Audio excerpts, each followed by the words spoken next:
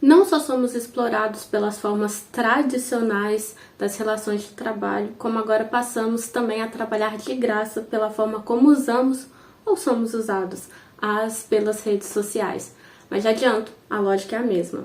Essa é a premissa do livro A Superindústria do Imaginário, do Eugênio Bucci, e é sobre este livro que vamos falar hoje.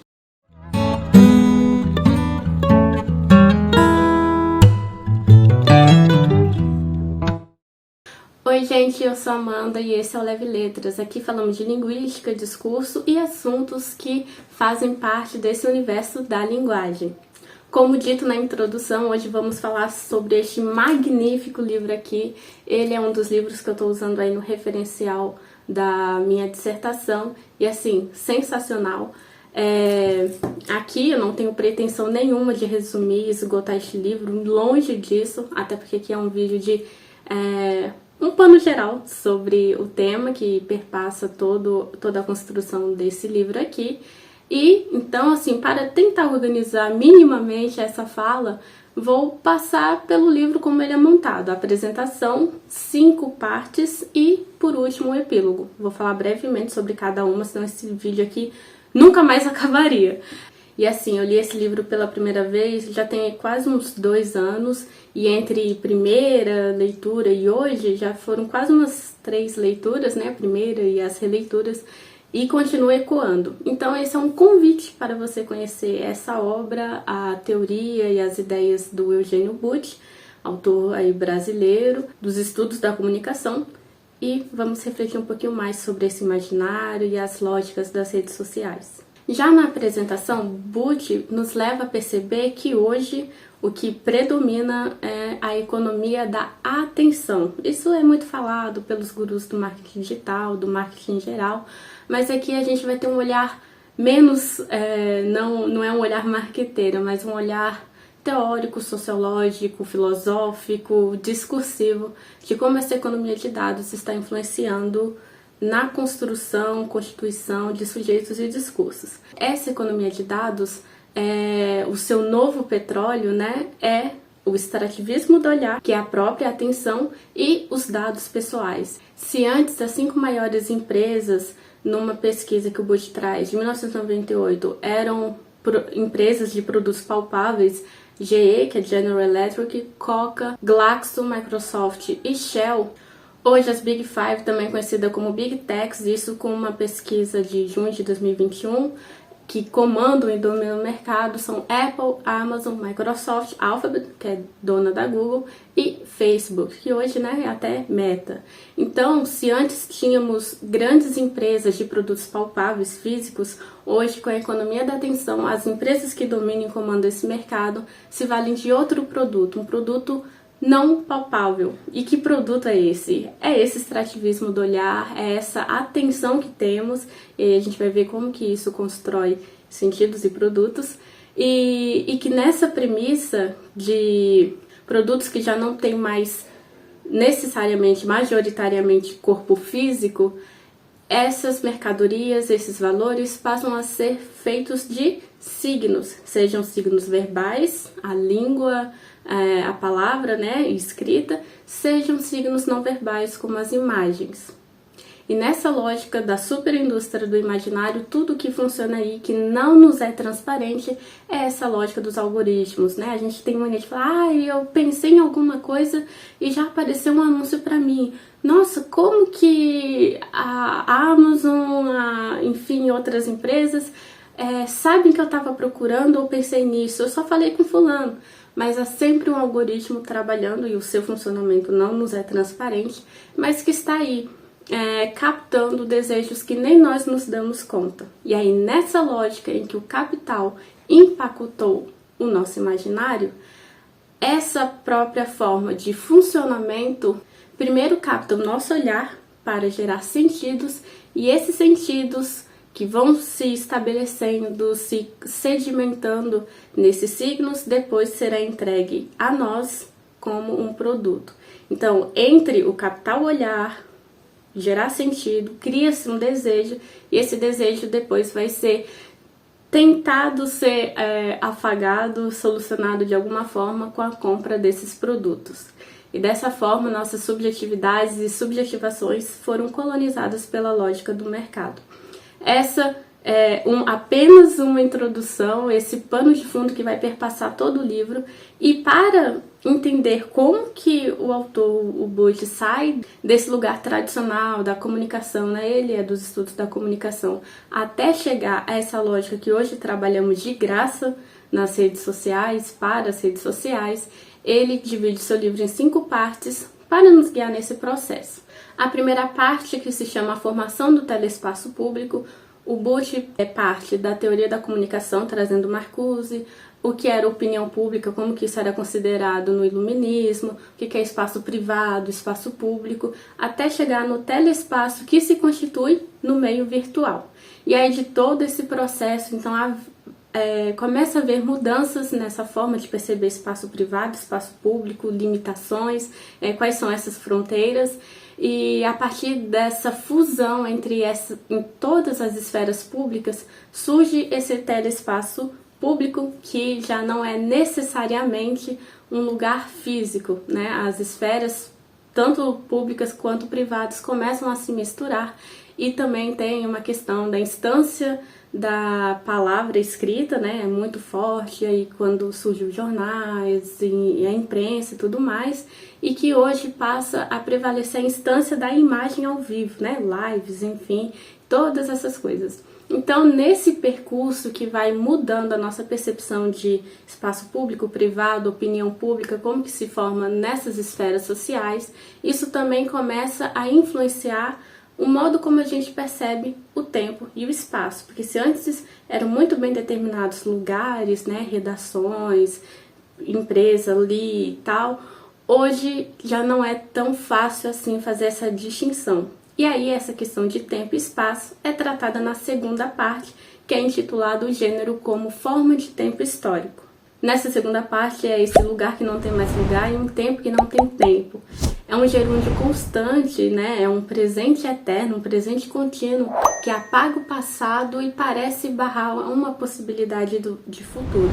Isso tudo muito influenciado também pela aceleração do capitalismo e da modernidade, e como que essa forma é importante. E essa forma, quando eu digo importante, não necessariamente quer dizer bom, mas que essa própria aceleração de tempo e espaço que o sujeito, né, ainda mais com a pandemia, a forma como a gente começou a lidar com o home office, que o tempo todo parecemos estar disponíveis para as redes sociais, para o trabalho, em que não há mais um limite entre descanso e trabalho, tudo começa a se misturar. A apropriação dessa aceleração também vai influenciar e torna-se necessária para essa forma de funcionamento, de estabelecimento de sentidos, para criar desejo e criar produtos e mercadorias. E essa forma que a gente começa a ver acelerada, essa percepção de tempo e espaço de forma acelerada, começa também influenciar disso, né? De perder todo o processo que está ali, e a gente começa a focar só no produto, no resultado final, esquecendo de tudo que precisa até chegar naquele produto, naquela coisa acabada, momentânea. Eu até falei disso num vídeo aqui no canal, vou deixar aqui nos cards, da primeira vez que eu li esse livro e como que me atravessou, enfim, como que a gente passa a ver tudo como produto e como que isso é bem enigmático, problemático, contraditório para a nossa forma de existência e de sujeitos nesse mundo. E para entender essa aceleração, essa mudança da palavra impressa para a imagem, na terceira parte, intitulada Da Ideologia à Videologia, a gente, pelos estudos linguístico-discursivos, Butch vai retomar essa questão que não há uma relação neutra, não há uma relação natural dos sentidos. Então, aqueles sentidos que são constituídos pela linguagem, pelos signos verbais, já um trabalho ideológico. E hoje, com as imagens, né, uma profusão de imagens que vemos nas redes, isso é um trabalho videológico, ou seja, da mesma forma que a língua não é transparente, ela é opaca, os sentidos ali são uma construção, essas imagens e os sentidos que damos a essas imagens que circulam na internet também é uma construção videológica, porque também não é transparente. E quanto mais ela parece ser natural, mais é o trabalho videológico que está acontecendo aí. E isso tem tudo a ver com os estudos discursivos, né? Porque não dá para se pensar só a língua escrita, mas também como imagens, cores, sons, enfim, a disposição de tudo isso em propagandas, em filmes, em discursos que começam a circular como imagens, também são construídos. E para falar de tudo isso, precisamos de quem? De falar desse sujeito, pensar nesse sujeito. Então isso vai ser tratado na quarta parte do livro, intitulada A Implosão do Sujeito, e recorrendo aos estudos psicanalíticos aí na teoria lacaniana, o Butch vai retomar essa noção de sujeito descentrado, fragmentado, em que a falta, a incompletude faz parte. E esse sujeito, na teoria psicanalítica, aqui só passando brevemente, vai ver essa tríade entre real, imaginário e simbólico para começar a construir sentidos para as coisas. Então, aqui o Butch vai fazer um percurso por essa teoria psicanalítica e ele ressalta isso, que é aplicando a questão da comunicação para ver como que esse sujeito começa a produzir sentidos para aquilo que, de uma forma, essa falta também que faz parte dele começa a ser preenchida pelo desejo criado pelo seu próprio trabalho. Eu sei que é complexo, mas por isso fica aqui, novamente, eu ressalto a importância de se fazer essa leitura. Aqui é só para vocês terem um gostinho de toda essa complexidade. Mas é importante pensar nisso, né? Como que aquela falta que é tão importante, que nos faz continuar movendo, procurando sentidos, né? É algo intrínseco ao sujeito nessa teoria psicanalítica, ele passa a preencher essa falta essencial com algo que é um desejo criado pelo seu trabalho não pago. E aí começa a ficar complexo. E aí, para pensar essa questão de desejo criado, e aí prevalece mais desejo que necessidade, chegamos à quinta parte, intitulada O Valor de Gozo na Superindústria. Se antes, recuperando a teoria de Marx, o que valia era o valor de uso, o valor de troca, né? Era a necessidade que baseava essa circulação de mercadorias, e lógico que aí também a alienação de trabalho. Hoje o que prevalece é um valor de gozo, ou seja, eu compro não porque eu preciso, mas porque vai afagar aquele desejo em mim. Só que a questão é que esse desejo não necessariamente é um desejo intrínseco, mas é um desejo que já foi criado pelo trabalho que o sujeito teve de estabelecer sentido para essas imagens que circulam nas redes sociais e na nossa sociedade como um todo. Então, além de se alimentar do trabalho, o valor de gozo passa a se alimentar também do olhar, que na superindústria do imaginário funciona como um trabalho. E aí ele ainda termina o livro, eu vou até ler essa citação para vocês, porque assim, ele simplesmente termina o livro, a quinta parte, por assim dizer, com esta marretada na nossa cabeça. Mas enfim, e aí ele diz assim: o olhar, antes uma faculdade orgânica, virou trabalho alienado, uma forma de idolatrar o trabalho que não se sabe trabalho porque se entende prazer. Então, assim, né, ele percorre a indústria cultural também, numa questão para retomar entretenimento, como que a gente começa a ver o que a gente faz como trabalho e não se dá conta que é trabalho, como prazer, como, estou passando um tempo nas redes sociais, estou me entretendo. E como que isso é problemático e necessário para a lógica dessas mercadorias e acelerados, e que cada vez mais não mais se vale de há uma demanda, então eu oferto, mas eu oferto para gerar demanda. E para fechar a ideia, o epílogo, a última parte do livro, Butch vai recuperar que lá no Renascimento a verdade factual, ela se vale, né?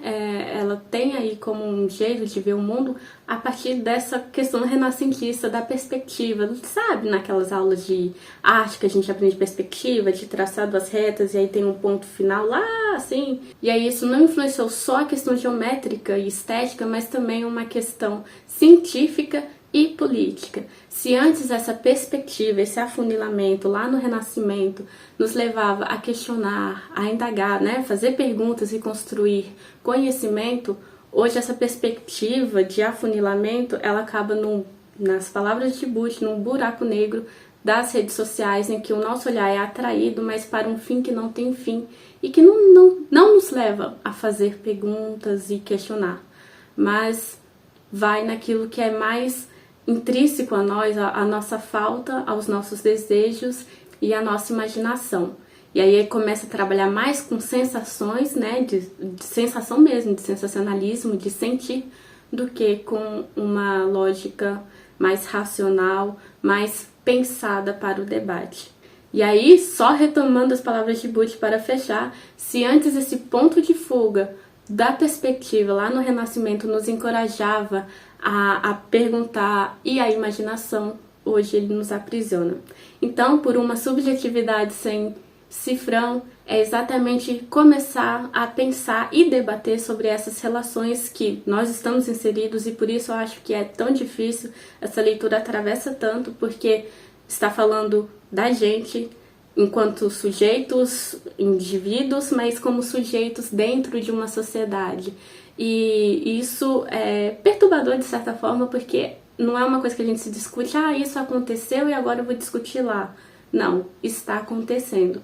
Então esse debate é urgente porque a gente precisa começar a pensar que essas relações de mercado em que o privado começou a colonizar aquilo que é nosso, a nossa subjetividade, isso vai influenciar e gerar circunstâncias para que determinados sentidos, sujeitos e discursos comecem não, porque já estão aí, né? Mas que continuem sendo produzidos, reproduzidos e circulando com naturalidades, quando o que há aí é realmente uma reprodução privada nas redes intersubjetivas, naquilo que é importante a nós, é essa interação humana e de sujeitos que se constituem com o outro e que está sendo barrado cada vez mais.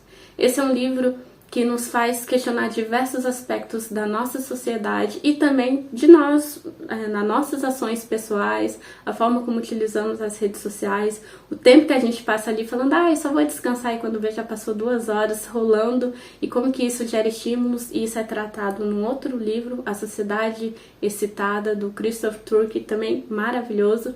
E fica aqui o convite para repensar essas relações e esse trabalho de graça que fazemos hoje aí. Se você gostou desse vídeo, curte, compartilhe com os amigos e vamos juntos neste vasto universo da linguagem humana. Tchau!